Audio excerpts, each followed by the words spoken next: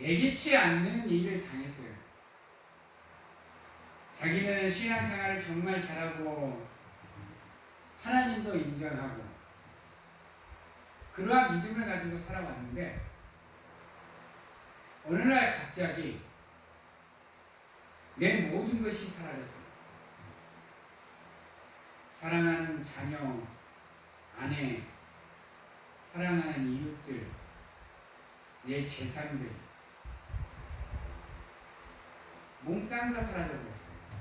심지어는 친하다는 친구들까지 찾아와서는 나를 위로해주기보다는 나를 지금 정죄하고 있어요.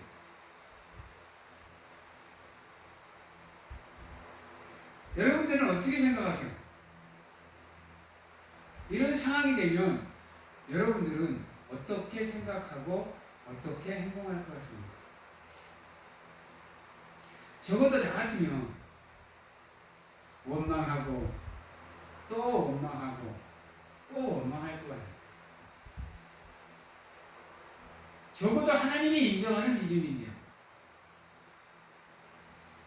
하나님이 사탄에게 칭찬했던 믿음을 가지고 있던 사람이 어느 한순간에 다 잃어버렸어요, 여러분.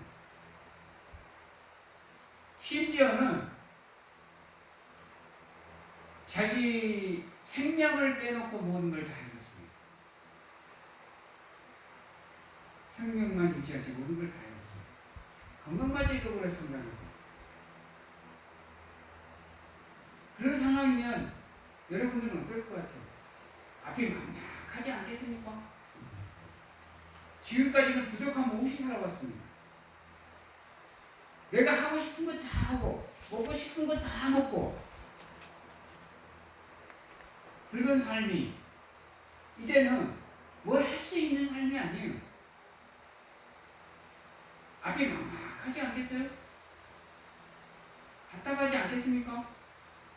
어떻게 해야 되는지, 뭘 해야 먹고 살 건지, 돈은 어떻게 할 건지, 특히 몸의 질병은 어떻게 치료할 건지,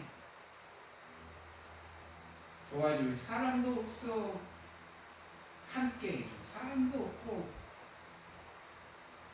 이 세상에 덩그러니 나 혼자만 떨어져 있는 상황이에요. 지금 이 역의 상황이 속된 말로 미치고 하냐고 펄짝 뛸 일이죠. 근데 또 마지막에 친구들이라고 찾아와 놓고는 네가 잘못을 했으니까 하나님이 네를 이렇게 만든 거 아니냐.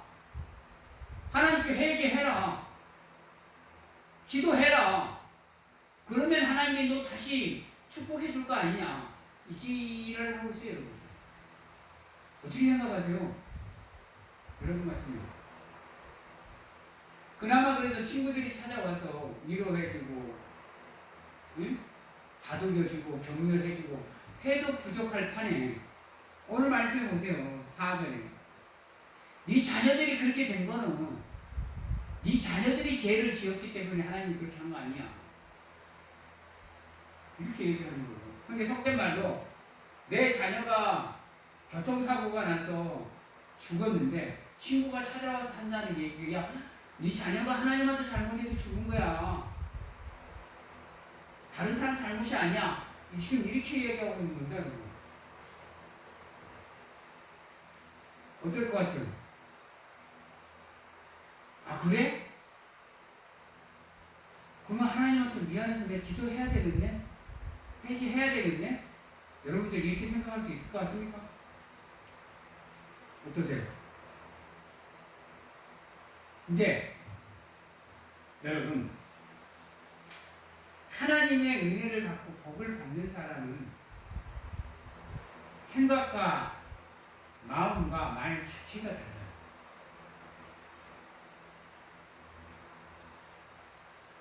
여러분 이 상황에서 그 극한의 상황에서 그것을 참고 견딜 사람이 몇이나 될까?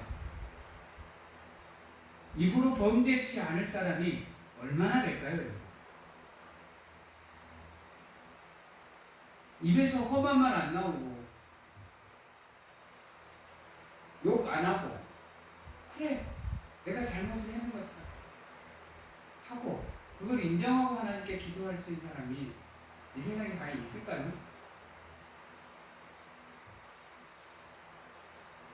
한번 생각을 해보세요. 그러면서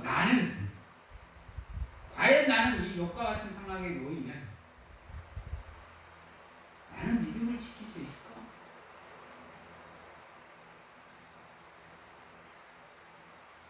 한 번쯤은 여러분 자신을 돌아보셔야 됩니다. 극한입니다, 여러분. 극한이 살기 싫은 상황입니다. 생각을 해보세요. 건강마저 다 잃었어요. 여러분, 돈을 잃으면 인생의 30%를 잃습니다. 그렇죠?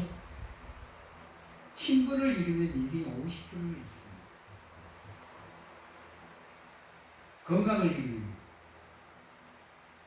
몇 프로를 잃는다고요? 여러분, 건강을 잃으면 인생 100%를 잃습니다.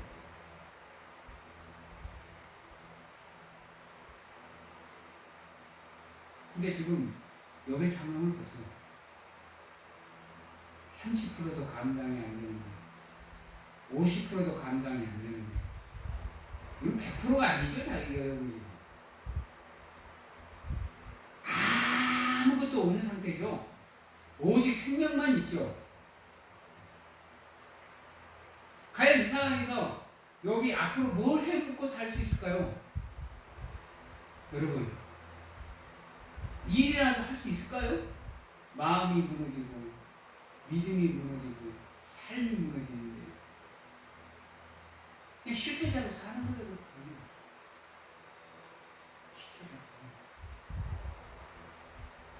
이 삶은 여러분 노숙자보다도 더 못한 삶이죠. 노숙자는 그래도 건강이라도 있지.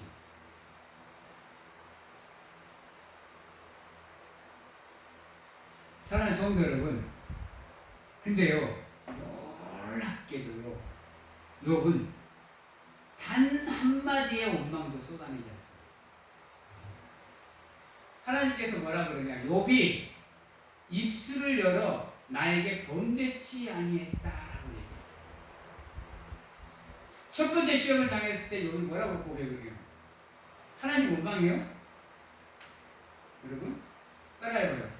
주시는 이도 하나님이시요 거두시는 이도 하나님이시라.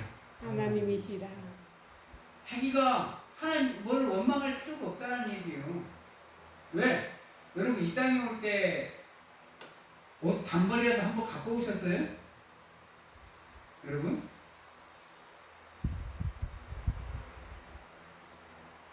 어때요? 여러분 갈 때 옷 한 벌 가지고 가실 수 있으세요? 몸뚱이도 이 땅에 놔두고 가야 되는데요.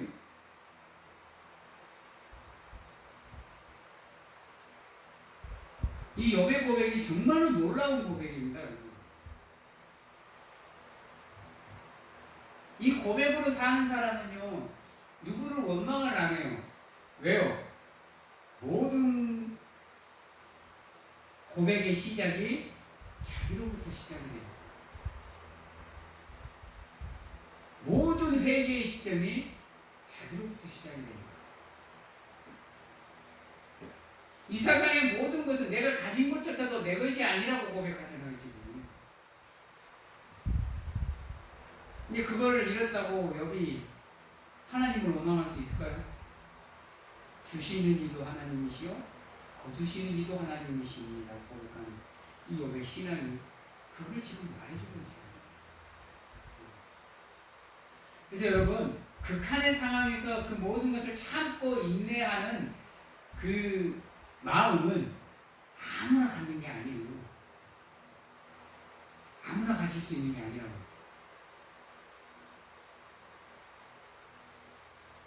그거는 하나님의 말씀에 온전하게 순종하는 믿음을 가지고 있는 사람만이 할 수 있는 모습이고 고백인 겁니다. 일이 잘 돼도 하나님의 탓, 일이 못 돼도 하나님의 탓, 그것을 하나님의 탓으로 은혜로 돌리는 거예요. 그러면서 자기는 하나님의 말씀대로 순종하는 삶을 살기 위해서 노력하는 거예요. 왜? 인생의 흥망성쇠는 누구에게 있기 때문에? 하나님에게 있기 때문에. 잘 돼도 하나님께 감사, 못 돼도 하나님께 감사. 지금 욥의 모습이 그렇습니다. 그렇게 고난을 이겨내니까 여러분 갑절의 은혜를 받잖아요. 갑절의 은혜, 마지막 장밋합니다. 하나님께서도 여러분들의 삶을 시험하시는 가운데 여러분들이 하나님의 은혜를 받을 준비가 되는가 안 되는가를 보면서 여러분들이 연단을 해요. 그 연단의 과정은 정말로 힘든 과정입니다. 뼈를 깎는 고통이 따라요. 여러분. 내 것을 포기해야 되고 내 것을 내려놔야 되는 시간이니까요. 얼마나 힘들겠어요. 지금까지는 내 것을 움켜잡고 살아오던 삶인데 내 것을 놔야 되는 삶으로 나가려고 하면 얼마나 많은 것을 포기해야 되겠어요. 그 과정이 쉬운 것 같아요? 여러분, 그 과정은요, 뼈를 깎는 과정이에요, 여러분. 아세요? 정말로 힘든 과정. 원하는 것을 전부 다 정리되고 망치로 투적해서 그걸 반듯하게 만들어 나가야 되잖아요. 얼마나 힘들겠어요. 근데 여러분들이 지금 걷는 믿음의 길은 쉬운 길이 아니에요, 여러분. 쉬운 길이 아니야. 지치는 길이고, 힘든 길이고, 피곤한 길입니다. 그럼에도 불구하고 여러분들의 삶이 믿음으로 무장이 되어져 있으면 그 길이 힘들지언정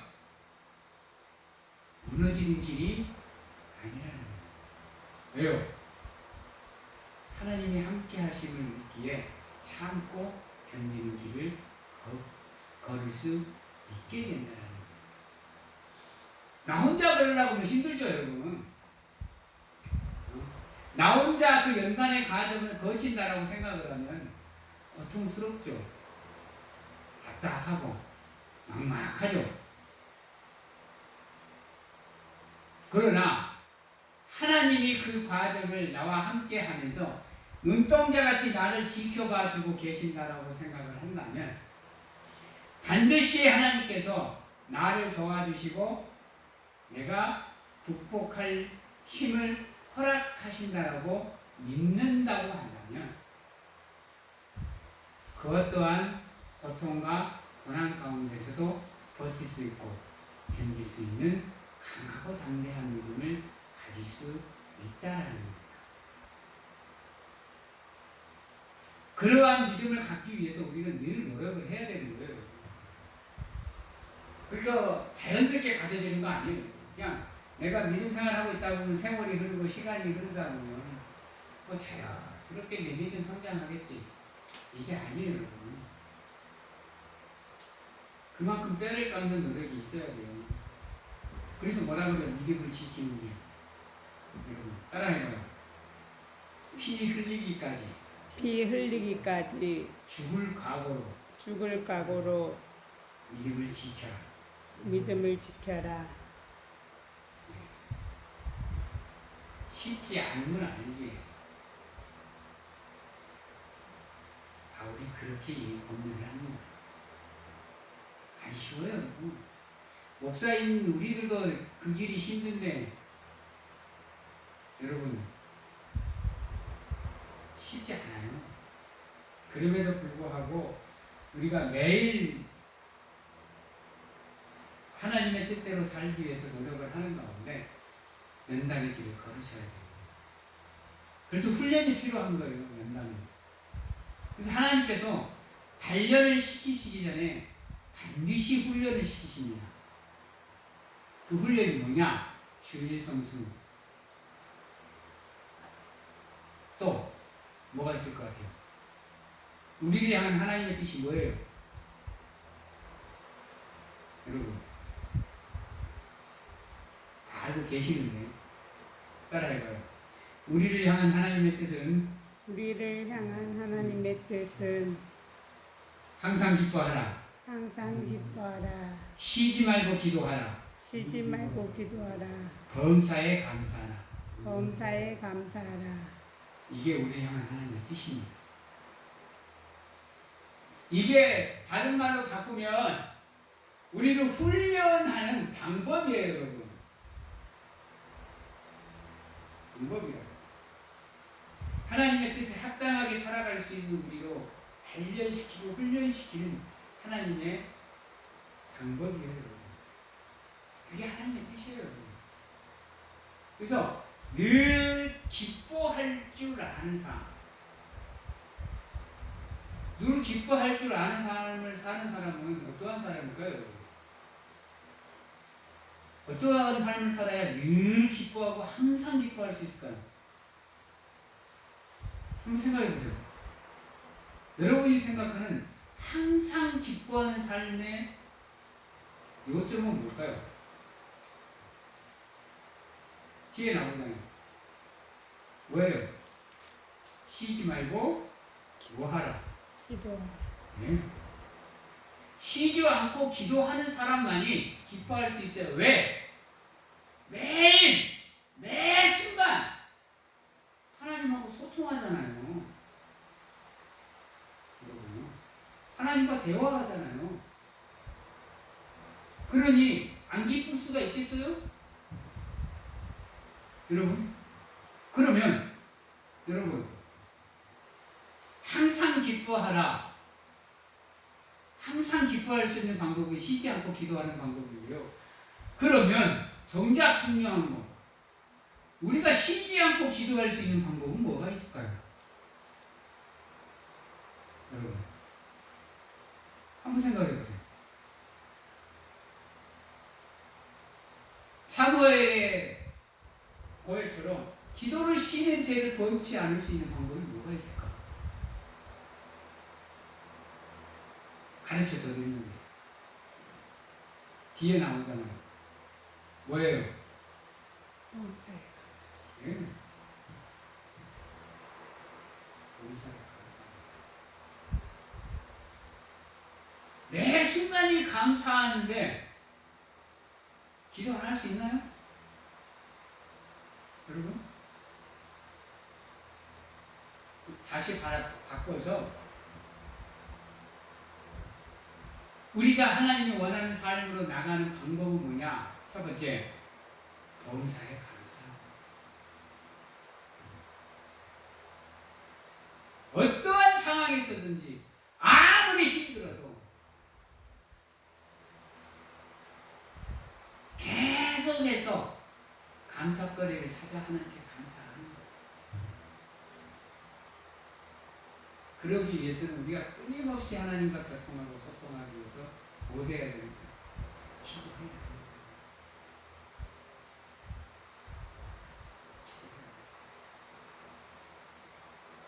그래야 비로소 어떠한 삶을 나간다.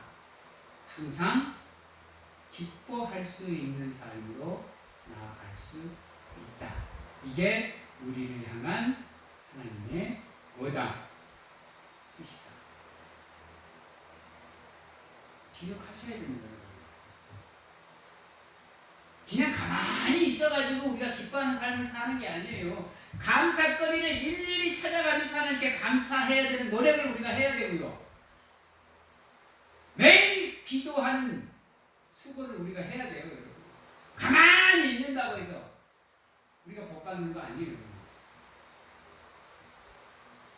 잘 기억하셔서 이 방법대로 살아가시기 위해서 노력을 하십시오. 오늘 제가 좋은 방법 가르쳐 드렸습니다. 이게 순종하는 자들의 삶입니다. 그래서 순종하는 자들은요, 욥처럼 쉽게 범죄치 않아요. 특히 입술을. 왜? 늘 감사거리가 입에 달고 감사거리를 입에 달고 사는데 늘 입술로 기도하는데요. 어떻게 해요? 범죄해요. 물론 인간이다 보니까 완벽한 삶을 살 수는 없겠죠. 실수도 하죠. 근데 실수도 한 번만 하고 많아요? 몇 번씩 반복합니다. 똑같은 실수를. 잘못도 그렇고, 죄도 그렇고. 그래도 우리 하나님이 여러분들을 너무도 사랑해서 그때그때마다 안 치십니다. 그리고 자 5절과 6절입니다. 네가 만일 하나님을 찾으면 전능하신 이에게 간구하고 또 청결하고 정직하면 반드시 너를 돌아보시고 네 의로운 초소를 편안하게 하실 것이라. 우리가 아무리 실수하고 잘못하고 죄를 지어도 하나님께 기도하면 하나님께서 우리를 찾아오십니다. 찾아오세요. 여러분의 자녀들이 똑같은 잘못을 한다고 여러분들이 그 자녀들을 내쫓습니까? 어떠세요? 똑같은 잘못, 똑같은 실수를 반복한다고 네 이제부터 내 아들 아니다, 네 나가라 이러십니까? 자녀는 자녀입니다. 자녀를 향한 부모의 사랑은 하나님의 사랑의 비견이 됩니다. 마찬가지입니다. 우리를 향한 하나님의 사랑도 똑같습니다. 그러기에 늘 생각이 나시는 대로 기도하시고 회개하시고 고백하시는 가운데 여러분들의 삶을 하나님께서 함께 해 주시기를 구하셔야 돼요. 도와달라고. 오늘 말씀에도 나오잖아요. 네가 만일 하나님을 찾으면 전능하신 이에게 간구하고 하나님께 기도하고 끊임없이 기도하셔야 돼요. 그래서 쉬지 말고 기도하라는 이유가 거기 있습니다. 쉬지 말고 기도하라. 생각나는 대로 내 잘못이 생각이 나면 끊임없이 기도하셔야 돼요. 그렇게 하셔야 돼요. 그러는 가운데 내가 어떻게 되기를 바라야 되느냐? 16절에 청결하고 정직하게 되기를 기도하셔야 돼요. 그래서 노래 CC에도 있죠. 성경 말씀에도 있고 정결한 마음 내게 주시옵소서. 중요한 게 그겁니다. 내 마음과 생각과 삶을 어떻게 만드는 거예요? 정결하게 만드는 거예요. 그러기 위해서는 뭐 해야 되는 거예요? 여러분, 기도해야 되는 거예요. 회개기도, 고백기도, 기도하면서 나의 흠들을, 죄들을 하나씩 하나씩 사함을 받아가다 보면 완벽하지는 않지만 하나님이 원하시는 우리의 장성한 분량까지 우리의 삶과 믿음이 성장해 갈 수 있는 길이 그게 연단의 과정이라는 거예요. 그래서 금을 만들 때 우리 비유 많이 하잖아요. 뜨거운 물 속에 금이 들어가야 승금처럼 나오는 거예요. 아닌가요? 그냥 가만히 놔두면 금이 승금이 되는 거예요? 어때요? 아니잖아요. 그 엄청나게 뜨거운 용광로 같은 그 과정을 걸쳐야 비로소 승금으로 나오는 거잖아요. 죄 많은 우리 인생 하나님의 연단과 훈련을 통해서 정결한 과정으로 나가는 게 지금 여러분들이 살아가는 믿음의 여정이고 믿음의 길입니다. 이것을 기억하시고 아무리 힘들고 어려운 상황에 내가 놓여 있을지라도 범죄치 않기 위해서 피 흘리기까지 죽을 각오로 내 믿음을 지켜나가기 위해서 힘쓰시고 애쓰시고 노력하셔야 됩니다. 그때야 비로소 반드시 너를 돌아보시고 네 의로운 처소를 하게 해줍니다. 무슨 말인지 아시겠어요? 기억하시기 바랍니다. 그래서 어떻게 얘기하냐, 비록 지금 우리의 삶은 미약하고 나약할지 몰라도 하나님이 이 땅에 임하시는 그날 그 누구보다도 장대해지는 삶을 살아가게 될 존재가 바로 우리입니다. 이 땅에서는 재벌들에 비하면 정재계의 사람들에 비하면 권력 있는 사람들에 비하면 우리네 삶이 초라하죠. 약하죠. 미약하죠. 가진 게 없는데. 그러나 이 땅에 하나님이 임하시는 날 그들과 우리네 삶은 우주의 차이로 벌어집니다. 그들은 죽음의 길, 사망의 길을 걸을 수밖에 없고요. 우리는 영생의 길을 걷게 됩니다. 기억하시기 바랍니다. 이게 우리네 성도님께서 살아가시고 살아내셔야 될 삶의 모습인 겁니다. 이제 말씀을 마치도록 하겠습니다. 사랑하는 성도 여러분, 하나님께서 우리를 힘들게 하고 싶어서 괴롭히는 게 아니고요. 그게 시험이 아니에요. 시험이란 무엇이냐? 우리를 위해서 큰 복을 준비하고 과연 너희가 이 복을 받아 누릴 수 있는 준비가 되었느냐? 그릇이 되었느냐? 그러한 삶을 살면서도 너희들이 죄를 짓지 않을 믿음이 있느냐를 지켜보시기 위해서 우리가 하나님이십니다. 우리가 그것을 극복하고 받은 삶은 복은 우리가 누리는 삶의 최소 갑절입니다. 최대 백배입니다. 그 엄청난 복을 누리고 살아갈 수 있는 자격이, 조건이 이미 여러분들이 허락되어져 있습니다. 기도하시는 가운데 이 연단의 길을 잘 극복하시어 하나님께서 여러분들에게 주시기 위해서 준비하신 크고 놀라운 은혜를 다 누릴 수 있는 사랑하는 성도님들이 다 되시기를 주님의 이름으로 축원합니다. 아멘. 기도하겠습니다. 사랑의 하나님 감사합니다. 오늘 시간도 함께 해주시고 온전히 하나님을 찬양하며 나아가는 우리가 되게 하시고 늘 하나님을 예배하는 삶, 기도하는 삶, 그래야 하나님이 원하시는 삶이 무엇인지를 찾고 또 찾아 그 삶으로 나아가 하나님이 원하시는 장성한 분량까지 성장해 나갈 수 있도록 노력하는 우리가 될 수 있도록 하나님 축복하여 주시옵소서. 아멘.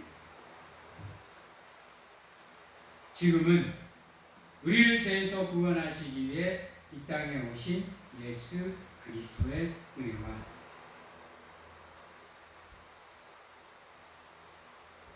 세상 끝날까지 항상 우리와 함께 하시는 가운데 안아주시고 품어주시는 하나님 아버지의 사랑이십니다. 세상 어느 곳에 가서 무엇을 하든지 간에 우리를 지키시고 보호하시는 성령님의 교통하심이 오늘 이 자리에서 하나님의 말씀에 순종하는 사람으로 우리를 위해 준비한 그 복을 마음껏 누리며 살겠노라고 확신하고 결단한 귀한 하나님의 성도님들 머리 위에와 가정과 직장, 자녀와 건강 위에 진짜 영원토록 함께 하시기를 축원하옵나이다. 아멘. 아멘.